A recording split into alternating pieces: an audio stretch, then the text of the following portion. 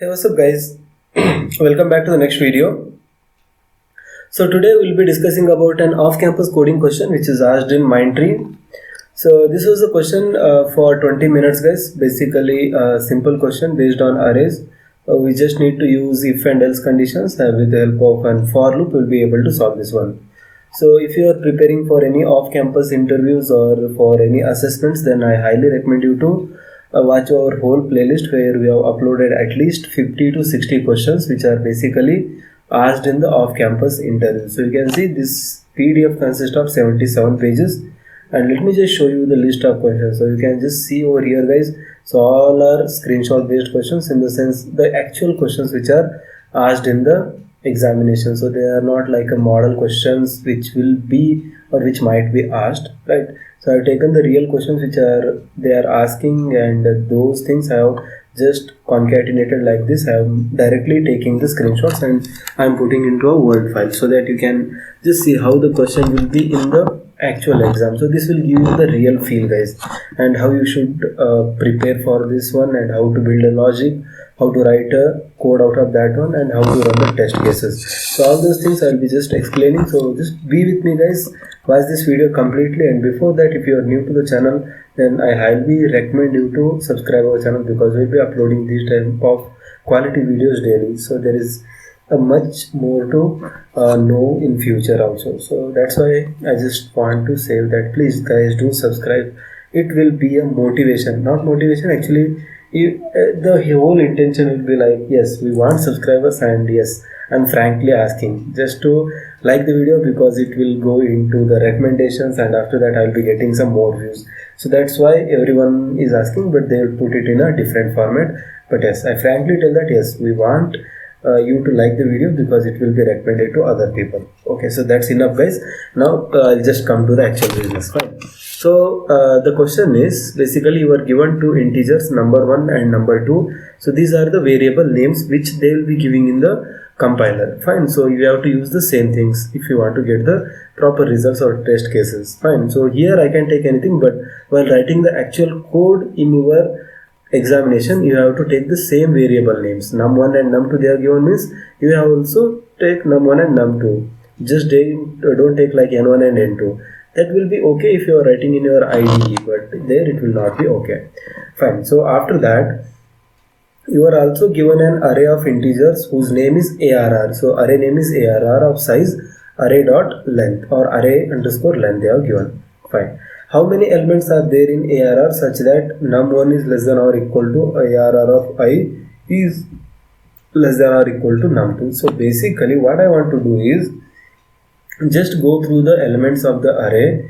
You have to take one counter, and you have to increase that counter each time this condition is satisfied. So the condition says that the whatever array element is there, if it is greater than or equal to the number 1, okay, so that is first half of the condition, and that should be less than or equal to the num2. So if both the conditions are satisfied by a particular number, then you have to increment the counter by 1. Fine. So this is the whole question, guys, and it has got lot of test cases. I'll just show you it in a while. So just you can see the notes over here. It is given that num2 is greater than or equal to number 1. Fine. So function description. So this is the function name which they will be giving in the compiler. So num elements in between inclusive. So this is the function name they are given, and you need to write the logic in this. So input, output, all those things they will be giving. You just need to implement your logic in this particular user defined function. Fine. So it has the following parameters. So the parameters which will be acting as the input for this function are, first one will be number 1. It's a type of integer, and description is the first number you are given. So number 2 integer. So this is the second number you are given. After that, third number or the third input is array, that's name is arr, and it's the integer array, the given array they are saying. Fine. So what is your task? Your task will be return in this one. So return means you have to do this. The function must return an integer denoting the number of elements such that this condition is satisfied as specified in the problem statement. Fine. So after that, they have given some constraints. They are not actually necessary for us. Fine. So after that, I'll just go to the test cases. Here you can see okay, so the first input what it is, number 1, that is -3 in this case, number 2 -1, After that, number of elements, that is 3. So the array elements are 1, 2 and 3. These are the array elements, guys. After that, output, they are saying that the output should be 0 for this one. And how it is coming to 0, we'll just see it in a while. So there are no numbers in array such that they will satisfy this particular condition. That is, if I just take, guys, here you will just take. Fine. So number 1 is -3. Okay, so -3. Let me just use a marker so that you can understand. Fine.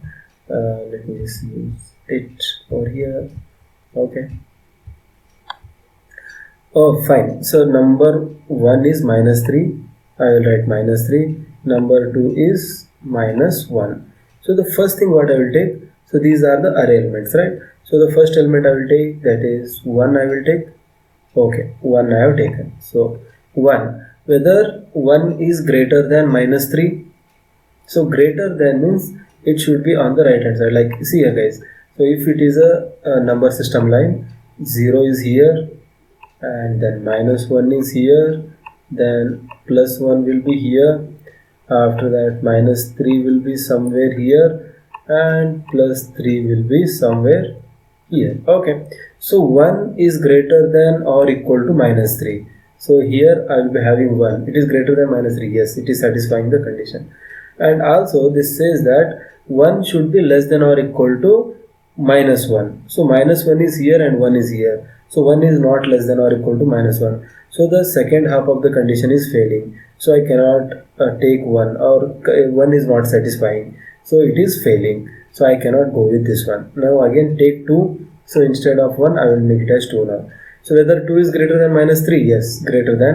2 is less than -1? No. So that means I cannot go with this one as well. So let me just change it to 3. So 3.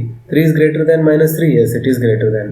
And 3 is less than -1? No. 3 is greater than -1. So it is also failing. So all the 3 elements are failing. This has failed, this has failed, and this has failed to satisfy this particular condition. So that's why the output is 0. Got it? So this is how they are saying that it's a 0 output. Fine. Now let me just explain another condition so that you can understand it more clearly. And in this case there is one output. Okay, let me just go. So this is what, guys, this is number 1, number 2, number of elements, and these are the elements inside the array. Okay, so a lot of times you will be like, okay, these are the elements, and you will consider these 3 things as well. So it will give you wrong output. Okay, you can see number 1 is 5, number 2 is 10, and the number of elements 1, 2, 3, 4 and 5. And guys, so number 1 is what? Number 1 is 5. Let me just write. And number 2 is 10. Fine. Go to the first element, 1. Whether 1 is greater than 5. Okay, so I'll write over here so that you can understand it clearly. So here I'm having, let us say like okay, so -5 I'll be having here, and here I'm having 1, and somewhere here I'll be having +5. Fine. So you can see 1 is greater than 5, 1 is not greater than 5. So first condition itself is failing, so I cannot go with this. Okay, so I will take 2. 2 is greater than 5? No. 3 is greater than 5? No. 4 is greater than 5? No. At the end, if I take 5 is greater than or equal to 5, 5 is not greater than 5, but it is equal to 5. Okay, fine, it is satisfying the condition. And come to the right hand side, 5 is less than or equal to 10. So yes, 5 is less than 10, and both the conditions are satisfied by this particular element 5. So that's why the output goes right. And here I'm having 1 as the output because this condition is satisfied. Fine, so that's why the output is 1. Okay, so the same thing applies here, guys. You just need to take a look at this. So there are number 1 is equal to 2, number 2 is equal to 3. After that there are 6 elements, and these elements are 0, 1, 2, 3, 4 and 5. So only 2 elements are able to satisfy this given condition. So that's why the output is 2. Now let me just open the Eclipse and I'll just start writing the code for this one. It's very simple, guys. Just use a for loop, and there you need to use 2 ifs, and you'll just write like it should be greater than this and this should be less than this. So that's it about the logic. Now let me just open the Eclipse. Okay, guys, so now I have navigated to the Eclipse over here, and you can see I have already created the skeleton for this one, in the sense the file name and all those things are given. Fine. So I'll run the same test case, that is 1, 2, 3 test case. in the sense this one, guys. So let me just go with the first test case now, and after that I'll show you the all other test cases, right?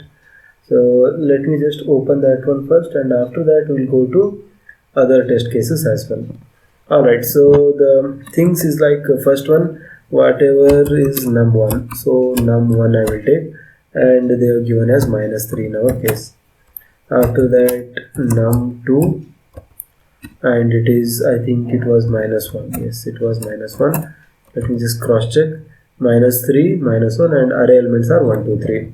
So now what I will do, I'll take one array which is of integer type, and I'll name it as array1, and I'll take directly 1 2 3 as the elements of the array. Fine, so I have taken the array as well. Now one thing what I want to do is I'll just use one for loop, simple int I equal to 0, I should be less than array1 dot length, and after that I plus plus. Fine, so this is the for loop, guys. Now inside this for loop I will use one condition, like first thing is array1 of I, that is the element whichever I am pointing should be greater than num1, so it should be greater than num1, or because it is greater than or equal to, first one I am satisfying this one, array1 of I should be greater than or equal to num1. So now I have written greater than, and again I have to write array1 of I should be equal to num1. So if I write like this, then it will satisfy the first condition. So once this first condition is okay, then just go to the second condition. Here again what I will write, array1 of I, the same thing, guys. I could have written in the single for loop also, but just to make the things easily understandable, so that's why I'm writing like this. So after that I will write it as num2. Fine. So I will write again or here, so num2 is equal to array1 of I. Fine. So if I write like this, then whenever it satisfies both the conditions, it will be entering in this second for loop. Fine. So if it is entering into the second for loop, that means it has got, it has passed both the conditions. So here I will initialize one count just to store the number of integers which are satisfying this particular thing, and here I can write count plus plus. Okay, so after this, after ending this for loop, I will write system.out.println, and I will write count here. Okay, let me just run this thing, and here you are able to see the output as 0 because it was expected. Now let me just go to the second test case, that is number 1 is 5 and 10. Okay, fine, let me just change these things. First is passing, guys, second one is number 1 is 5, number 2 is 10, and after that I think they are also changed. Okay, so 1 2 3 4 and 5. Okay, so 1 2 3 is already there, 4 and 5 right, and for this the expected output is 1. So let me just, okay, so I just remove the spaces. Okay, here I have removed now the same thing over here all the way up to here. Okay, just a sec, guys.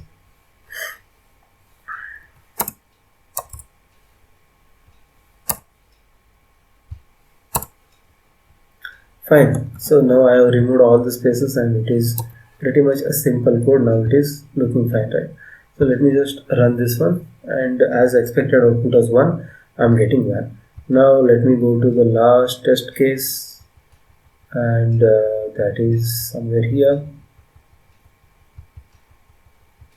Okay, so it says that the number 1 is 2 and number 2 is 3. So number 1 is 2 and number 2 is 3. Fine. So after that the elements are 0 1 2 3 4 5. So I just need to insert 0 before. So if I save and run this particular thing, you can see the output is 2 and it is expected. It is matching completely with the expected output. So like this easily you can solve these kind of problems, guys. They are not like any god level questions will be asked in the off-campus interview. So most of the guys will be telling like you cannot write these things and blah blah blah. But yes, if you know the proper logic and if you know the rules of how to use array, how to iterate through. So if you have seen my previous videos, I have started from scratch, guys, basically. So the first thing is like what is array, and after that how to iterate through arrays. So how to take the first element, how to rotate it, how to add to arrays, how to access the matrix element. So all those things I have covered in my previous videos. So please, if you have not seen, you just take a look at those things, guys. You will come to understand each and everything clearly. So my videos will be obviously lengthy because I tell each and everything in practical, and I will not. So a lot of guys you might have seen that they will tell, okay, so this for loop is basically comparing the elements and it is giving the output. Yes, I know that it is comparing and giving the output, but how it is doing, how I am writing these things and why I have written these things. So each and everything, if explained properly, then the viewer will understand. So this is my point of understanding and my view of teaching it. So basically, if you like this one, then please do hit that like button, and if you have still not killed that subscribe button, click it now. So thanks for watching, guys. See you in the next video. So I'll be back with another off campus coding question in the next session. See you there. Bye.